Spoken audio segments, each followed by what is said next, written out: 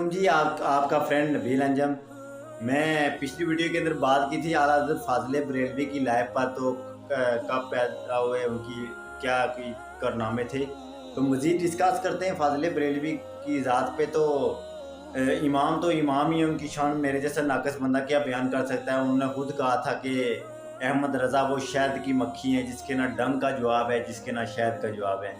उन्हें कहा था कि कल परसों ये ना कोई रिजवी या तारी, कोई गोलरी, कोई सियालवी, कोई बरेलवी, कोई आके जो है नावे वाला नबील अंजम जैसा नाकस सा इंसान भी, आम सा बंदा भी, एक आम सा यूट्यूबर भी यूट्यूब पे चढ़ के मेरी शानें बयान करे। फरमाते ना ना ना ना, मेरी शान तो ना रिजवी बयान कर सकेंगे, ना तारी कर सकेंगे, ना बरेलवी, ना सियालवी, ना गोलरी, ना चुराकी, ना सुल्तानी, कोई भी नहीं। क्योंकि अहमद रज़ा वो शहद की मक्खी है जिसके ना डंक का जवाब है, जिसके ना शहद का जवाब है। तो शान उन्होंने अपनी तो खुद ही बता दी। तो मैं उनकी लाइफ पर थोड़ा सा डिस्कस करना चाहूँगा कि उनके इल्म की कितनी बसारत थी। तो ये आला हज़रत ने जब ये हुआ ना कि साइंसदानों ने ये बात कर दी कि ज़मीन गोल है, तो मेरे इमाम ने पूरी किताब ही लिख डाली। फिर मैं ज़मीन किधर से गोल आई, ज़मीन आपने कहा ज़मीन घूमती है, ज़मीन गोल है, ज़मीन घूमती है। उन्होंने कहा ज़मीन तो घूमती नहीं है, ज़मीन तो चले गोल है लेकिन घूमती नहीं है।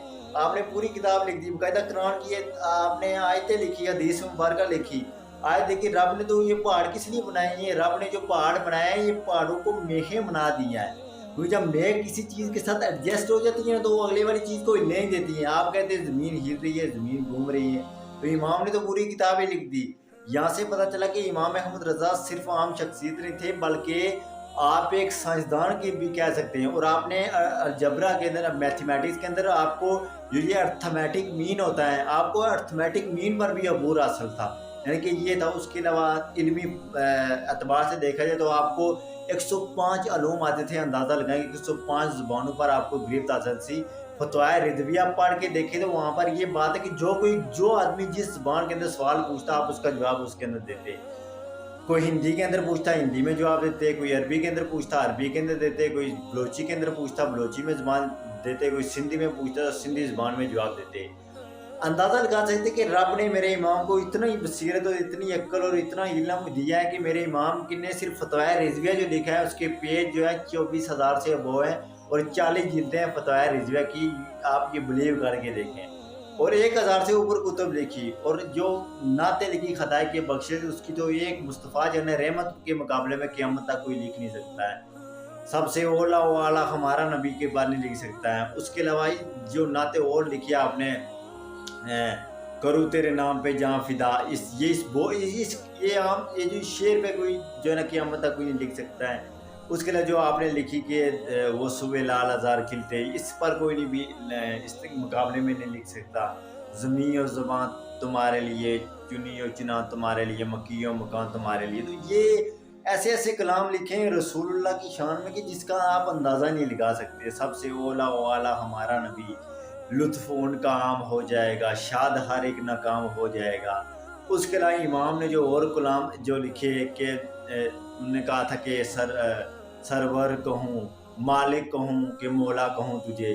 उसके अलावा इमाम अहमद रज़ा ने जो और कलाम लिखे, जो ना एक कलाम आपके फ्रेंड की ख्वाहिश पे हुआ था कि एक दोस्त ने अर्ज़ की कि अहमद रज़ा साहब सारे उर्दू के अंदर ही कलाम लिखते हो, तो कोई वो 3-4 ज़बानों के अंदर मिक्स लिखो। तो उस वक्त आपने लमियाती नज़ीर ये जो नात थी ना, इस पर जो है ना आपने 4 ज़बानों के अंदर लिखी थी, फ़ारसी, अरबी, हिंदी और उर्दू के अंदर। तो आखिर पे आपने इसका जो मक्ता था ना, इसके अंदर ये कहा था कि अहमद रज़ा तो हुज़ूर की शान लिखता नहीं है, कलम खुद ही अहमद रज़ा रख देता है, कलम लिखना शुरू करते। ये तो अहबाब की ख्वाहिश थी कि अहमद रज़ा तू कोई कलाम लिख, तो मैंने अहबाब की ख्वाहिश पे कलाम ही लिख दिया। तो बादशाह था, तो उसने ऐलान किया कि जो मेरी तारीफ़ के अंदर शेर लिखेगा उसको इनाम दिया जाएगा। तो किसी ने इमाम अहमद रज़ा बरेलवी से कहा, बड़े शायर हैं आप, तो उस बादशाह की शान में 2 कलाम लिखे, तो आप जो है ना उस बादशाह की शान में लिखे ताकि आपको भी माल और दौलत मिले। तो मेरे इमाम ने कहा, करूँ मद खाया अहले दुगर रज़ा, पड़े इस बला में मेरी बला। इमाम फरमाते हैं, सुनो, अहमद रज़ा कोई मांगने वाला शख्स नहीं है।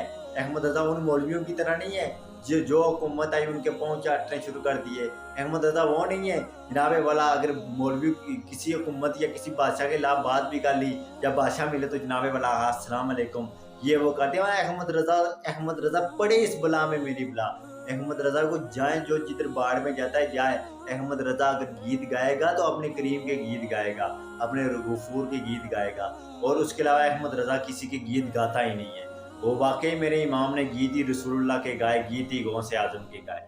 तो ये फाजिल बरेलवी की शान के बारे में डिस्कस किया जाए तो मैं आपको बताऊं कि आला हज़रत फाजिल बरेलवी जो हैं, इनके मतलब ये कहा कि एक फ़कीर आ गया तो उन्होंने कहा कि इमाम अहमद रज़ा से कि हुजूर को पैसे चाहिए, 10 रुपये दो वरना मैं आपको घर ही गिरा दूंगा। इमाम अहमद रज़ा का होश से बात कर, तू शरीयत के खिलाफ बात कर रहा है, मेरा घर तो गिरा सकता है।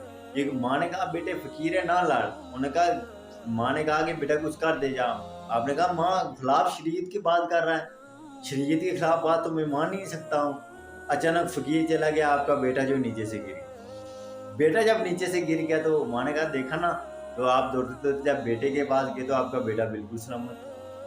फ़कीर फिर आया तो उन्होंने कहा कि मैंने कहा था ना दोगे 10 रुपये की नहीं। उन्होंने कहा शरीयत के खिलाफ बात न कर, तो इसी तरह जितना मांगता है अहमद रज़ा तुझे देगा, लेकिन खिलाफ शरीयत तो बात ना कर। उसे इमाम ने पैसे दिए तो इमाम जब बेटे के पास गए तो देखा बेटे को कुछ नहीं हुआ। तो इमाम ने कहा ये चप्पल फेंकी। इमाम ने कहा अब अहमद रज़ा की चप्पल टेढ़ी है, इसको सीधा कर दे। उस फकीर ने जो ना जोर लगाया, टिल्ली का जोर जिसे नहीं कहते वो लगाया, लेकिन मेरे इमाम की जो है ना वो जो है ना चप्पल मुबारक ना सीधी कर सका। यानी कि वली अल्लाह की ताकत ही इतनी होती है कि वली अल्लाह के साथ तो टकराना नहीं चाहिए। वली वली होता है, वली की क्वालिटीज़ होती हैं। तो इमाम अहमद रज़ा की शान मुबारक में जो क्या बयान करूँ, तो ये थे आला हज़रत फाजिल बरेलवी। एक मरतबा जा रहे थे कि सफ़र पे थे, क्योंकि बोझ रिच से, तो एक डोली उस वक्त तो हुआ करती थी कि वो डोलियों के अंदर बिठा के लोगों को लेके जाया करते थे। 2 सैयदज़ादे ने जब उठाया, क्योंकि सैयदज़ादे गरीब थे, जो ही उठाने लगे तो थोड़े दूर आगे गए तो देखा कि वो सैयदज़ादे जो है ना आपको खुशबू दिखाई दी कि मेरे नबी की खुशबू है। कहा उतारो उतारो उतारो। सैयदज़ादे डर गए कि इतना बड़ा इमाम है कहीं कुछ कहना दे। इमाम ने फरमाया सच्ची बात बताओ ऐ नौजवानों कहीं तू सैयदज़ादे तो नहीं। तो उन्होंने कहा हाँ हम सैयदज़ादे हैं।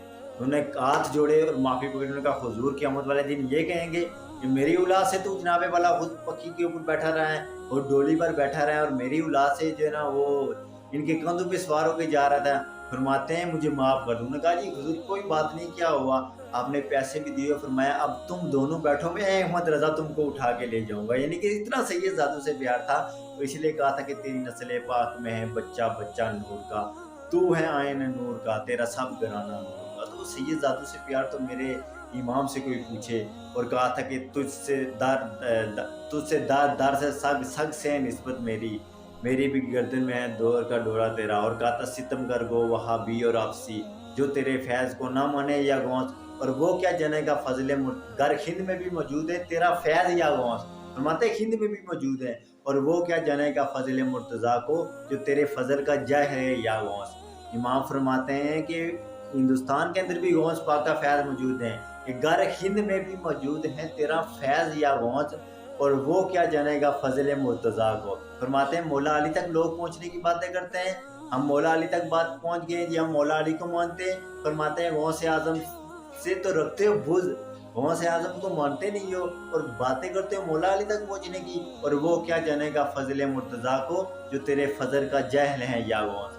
पता चला कि गौस पाक से गुजर कर ही मौला अली तक पहुँच सकते हैं, क्योंकि मेरे नबी का लाडला नवासा जो है इमाम हसन हुसैन के बाद वो गौसे आज़म है, और मौला अली का लाडला बेटा जो इमाम हसन हुसैन के बाद अगर कोई है तो वो गौसे आज़म है।